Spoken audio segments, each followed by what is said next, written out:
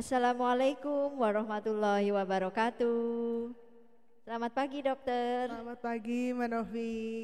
Sehat hari ini dok? Alhamdulillah sehat hari ini. Hari ini juga cuacanya alhamdulillah juga baik ya. Iya, cerah ya dok ya. Alhamdulillah. Ya pemirsa, ketemu lagi dengan saya Novi dan hari ini kembali ditemani dengan dokter Dokter Tia di sini Iya. ya. Dengan dokter Tia lagi ya. Kemarin sempat kita sudah podcast ya dok ya, tapi Iya. waktu itu sama dokter Rizal ya. Iya, Nah, sekarang Dokter Rizalnya lagi jaga di Poli gitu. Jadi hari ini saya aja dulu. Iya, oke. Sekarang sama Novi dan juga dokter Tia. Dok, kita apa nih dok yang mau kita bahas pada kesempatan hari ini? Mungkin pengalaman saya dulu aja kali ya. oke, Mungkin oke. saya mau cerita sedikit dulu Mm-mm. tentang pengalaman saya waktu kemarin jaga di Poli MTBS. Ini Mbak, lumayan ada 2-3 pasien lah waktu saya jaga satu hari itu Mbak. Ada pasien pneumonia datang sesek, bayi Sesek? sesek, dan seseknya itu bukan sesek yang eh, apa namanya, hanya kerasa aja tapi terlihat. Jadi kayak di tulang iganya dia kelihatan sesek, terus habis itu di dekat perutnya juga dia terlihat ada kulit yang masuk gitu kan.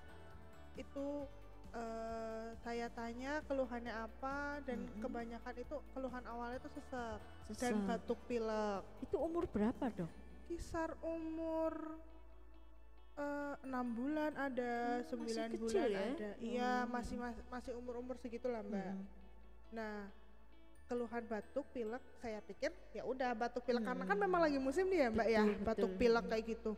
Nah, terus ternyata setelah saya tanya-tanya, setelah saya anamnesis lebih dalam, dari 3 pasien itu dengan keluhan yang sama dan berarti dengan diagnosis yang sama juga.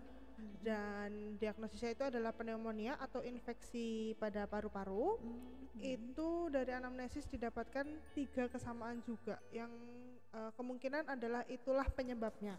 Apa itu dok? Di rumahnya itu ada keluarga yang merokok tapi tidak aware dengan sekitarnya. Nah, Gitu. lagi-lagi rokok ternyata ya dok ya penyebabnya Iya, ya. ternyata. Dan anak-anak kecil itu kan belum tahu apa-apa ya Mbak ya. Jadi Betul. kayak saya ngelihatnya agak miris gitu loh. Kayak kasihan juga anak-anak yang harusnya tumbuh kembangnya bisa lebih maksimal, tapi ternyata dengan keadaan lingkungan yang tidak mendukung untuk dia tumbuh kembang dengan maksimal, jadinya malah yang sakit anaknya Iya, gitu. keluarganya nggak perhatian ya dok ya, itu Iya. gara-gara ada anggota keluarga yang merokok. Ya, miris juga memang ya dok ya kalau sampai terjadi seperti itu. Apalagi kalau dihubungkan dengan stunting ya dok, pasti Iya. nanti pengaruh ya dok ya Iya, ke depannya. karena kan kalau misalkan udah kena infeksi paru-paru pun nanti kan daya tahan tubuhnya yang ikut turun, nanti nafsu makannya juga ikut turun gitu. Jadi memang nanti akan merembet sampai mana-mana gitu Mbak. Luar biasa sekali.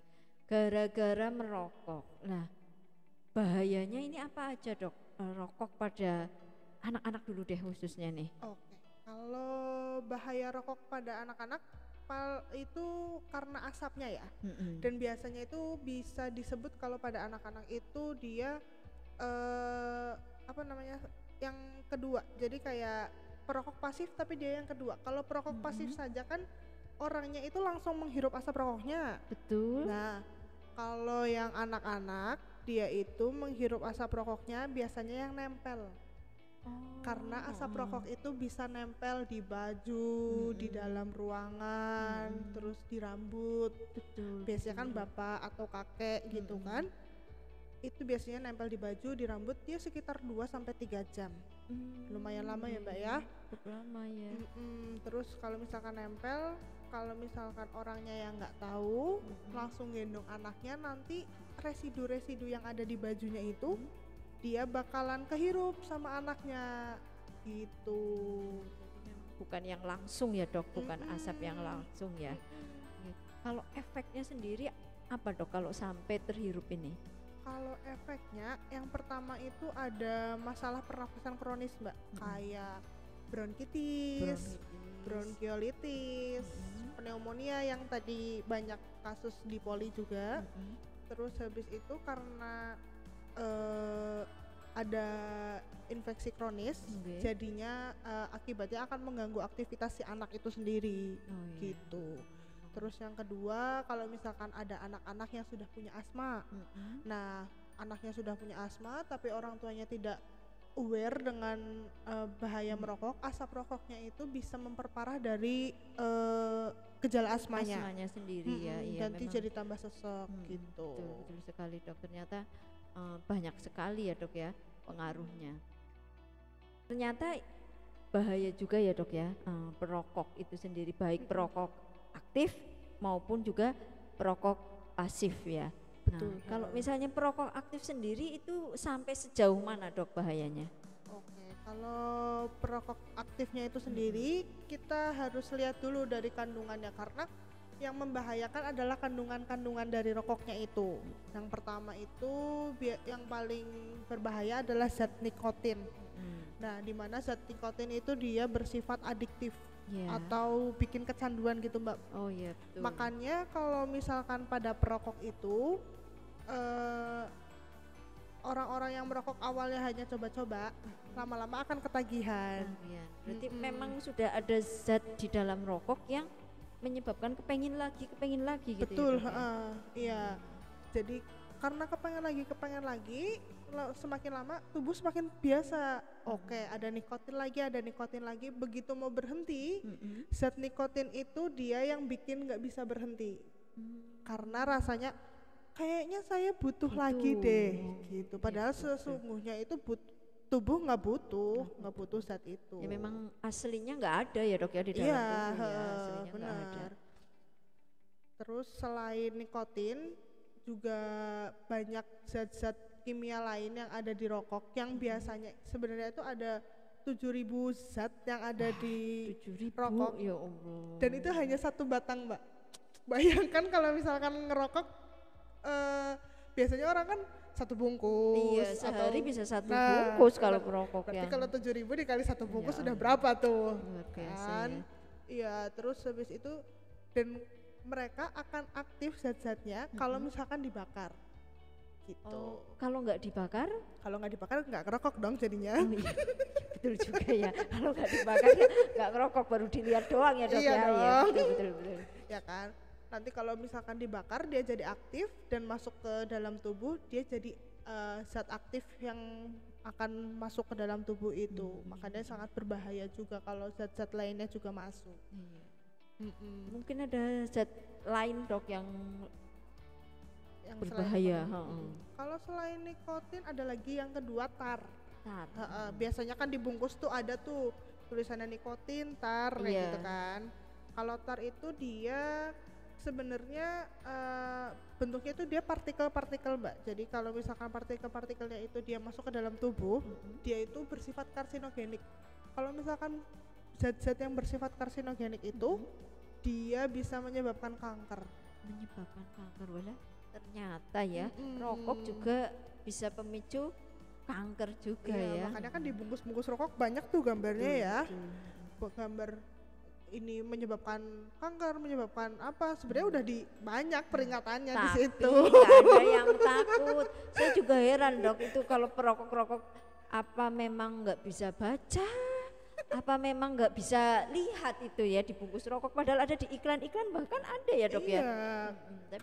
Karena orang-orang lebih memikirkan saya nyaman dengan rokok gitu. Itulah ya, karena ada zat-zat tadi ya yang bikin kecanduan itu ya dok ya. Nah kalau yang perokok pasif itu sama bahayanya atau lebih bahaya yang aktif dok?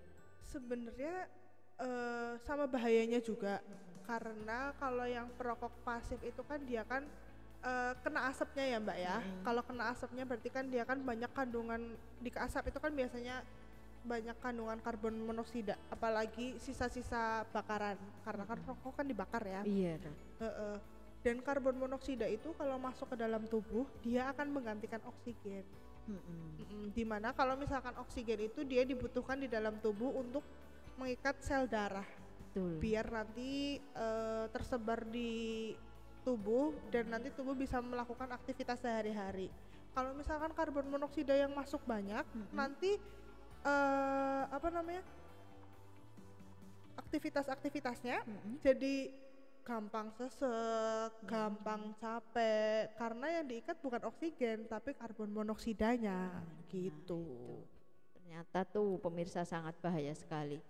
Ngomong-ngomong gini dok, sekarang kan banyak ya jenis-jenis rokok dok. Ya, Ya, ada rokok yang biasa itu ya, yang langsung beli ya. Ada yang pakai alat apa itu namanya dok? oh yang elektrik itu ya, yang Nah, kecil-kecil iya ya. itu dok, saya banyak lihat itu, apalagi anak-anak muda kan pakai gantungan ya seperti ini kan, dibikin yang keren-keren itu loh dok. Iya, Apa namanya itu ya dok ya? vape, Oh, vape itu ya. Nah, itu lebih bahaya mana dok? Antara rokok yang memang sudah tersedia batangan, yang vape, atau juga ada yang rokok jenis lintingan itu apa ya? Yang Oke. linting sendiri itu. Kalau yang rokok tradisional sama rokok klinting sendiri itu sebenarnya apa konsepnya sama, karena sama-sama intinya adalah membakar tembakau, kasarannya gitu, dan ada proses pembakaran Iya. gitu. Kalau misalkan rokok elektrik dia itu kan harus pakai alat, Iya. sedangkan di alatnya itu dia harus dikasih cairan dulu. Ada cairannya untuk nanti alatnya dia mengubah cairan itu jadi uap, makanya ada asapnya Iya, gitu. keluar asap ya dok ya Kalau biasanya. misalkan rokok tradisional asapnya itu dari sisa pembakarannya gitu. Tapi kalau misalkan ditanya lebih bahaya mana, dua-duanya menurut saya sama-sama bahaya. Sama-sama bahaya. Karena kita juga nggak tahu kandungan di cairannya itu apa aja gitu loh. Sedangkan zat-zat kimia itu kalau misalkan masuk ke dalam tubuh, dia itu nggak diterima. Oh, Maksudnya dia iya. pasti harusnya, kan ini harusnya nggak ada di Iya, sini iya, iya. gitu Berarti loh. nanti ada reaksi mungkin ya dok ya. Benar. Dan zat-zat kimia itu kalau misalkan masuk, walaupun mau itu lewat vape, mau itu lewat rokok, itu kan masuknya lewat saluran pernafasan ya. Betul. Nanti masuknya ke paru-paru, terus nanti masuk ke pembuluh darah gitu. Nanti akhirnya menyebabkan hal-hal yang lainnya juga gitu. Dan juga dari penelitian-penelitian belum ada yang bisa membuktikan kalau vape lebih baik dari rokok, karena vape ini kan baru ya mbak, baru ngetren juga, jadi penelitian-penelitian pun masih sedikit yang dilakukan. Iya, iya.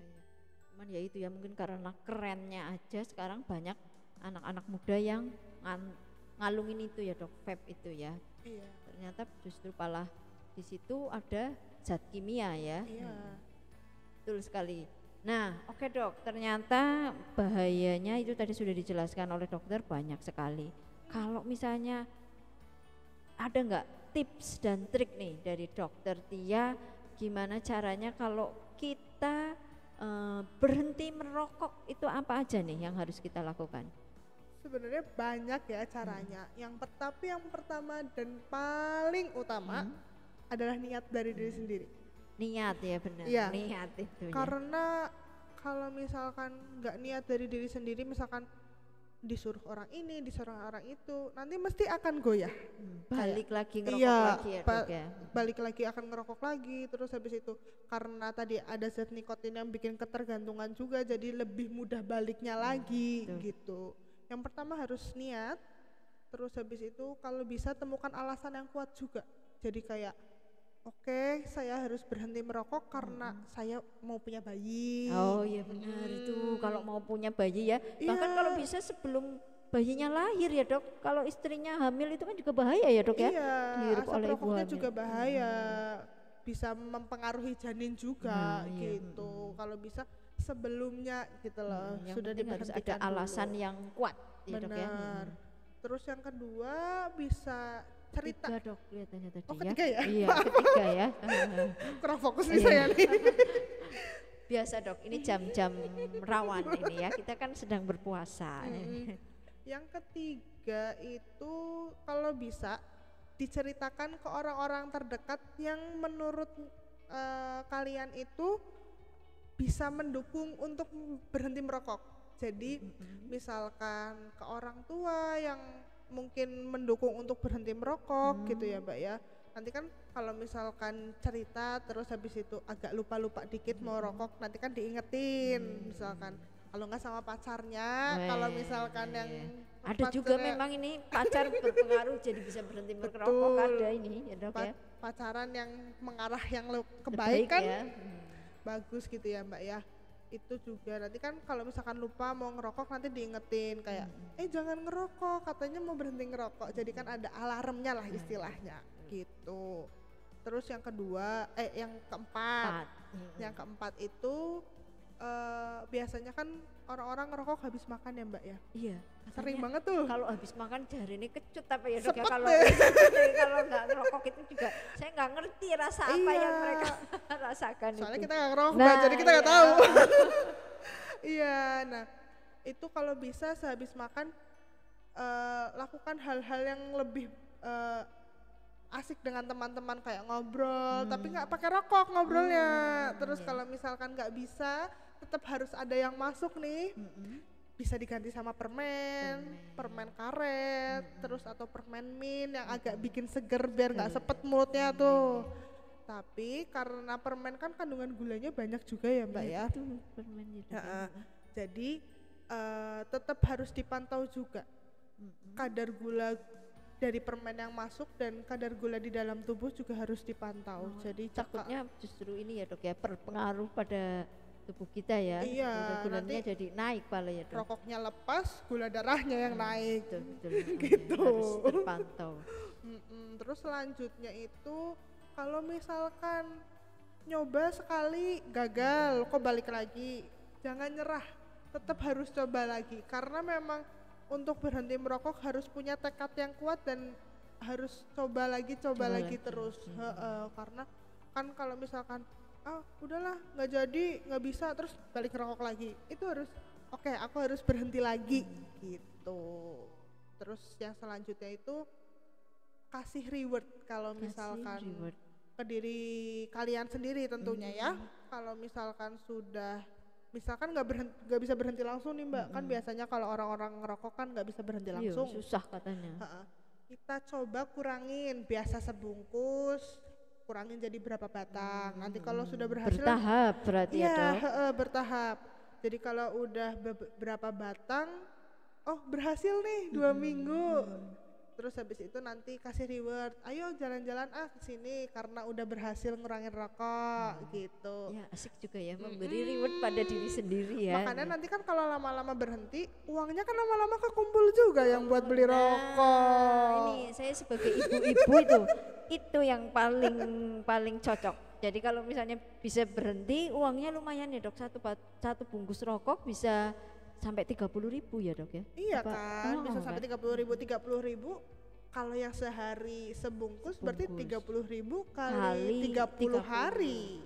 Udah 900 ya dok Bisa ya? buat jalan-jalan itu Mbak. Buat healing aja, jalan-jalan. Kalau buat belanja, buat apa gitu. Ya, Masih luar bisa. biasa kalau setahun coba udah 10 juta ya dok. Wah, buat Lumayan KPR rumah ya, lumayan iya. sih Mbak. Lumayan ya, betul renovasi. Ternyata banyak sekali ya yang bisa kita manfaatkan kalau misalnya kita bisa berhenti merokok ya dok ya. Iya benar. Nah itu kalau tips berhenti merokok. Kalau buat anak-anak nih dok, apa nih biar anak-anak jangan sampai kepengen ngerokok, kira-kira ada tipsnya nggak dok? Oke. Kalau anak-anak jangan sampai mau kepengen ngerokok, itu memang dari peran orang tua dan keluarga sih Mbak. Harus memantau anak-anaknya di luar kayak gimana. Maksudnya kalau bergaul dengan teman-teman dilihat juga teman-temannya banyak nggak nih yang ngerokok. Iya benar, temennya ya dok. Karena biasanya di rumah tidak terlihat merokok gitu ya, tapi begitu main sama teman-temannya, terus ketemu sama teman-temannya yang ngerokok, coba dulu 1 batang. Nah, dirayu-rayu ya dok ya. Kalau bisa jangan sampai nyoba 1 batang dulu, karena sekali nyoba nanti ya itu tadi akan ketagihan dan akhirnya akan keterusan. Karena Gitu. dari pabriknya ya dok ya sudah disetting seperti itu ya. Nah, itu biar adalah zat ketagihan. nikotinnya, betul. Ternyata tuh pemirsa ya ada tadi ya zat-zat yang udah kita bahas di depan. Ya, terima kasih sekali Dokter Tia. Iya, terima kasih juga Mbak Novi hari ini podcastnya asik juga ini ya. Iya, ya kita bahas tentang rokok. Nah, mungkin bisa memanfaatkan kesempatan puasa ini ya dok ya. Iya, Kan betul. dari pagi sampai sore aja bisa ya tidak ngerokok Iya, ya. Nah, berarti heeh. sebenarnya memang tubuh kita nggak butuh ya dok, nggak butuh Iya, rokok. Nah, heeh, betul. mungkin diteruskan sampai setelah Puasa, Lebaran ya dok ya. heeh. Tetap bisa menjaga tidak merokok. Ya, pasti ini bermanfaat banget buat teman-teman yang menyaksikan podcast Puskesmas Cilacap Utara 1. Jangan lupa tetap tonton, like, subscribe, komen channel YouTube kami. Semoga bermanfaat. Terima kasih. Wassalamualaikum warahmatullahi wabarakatuh.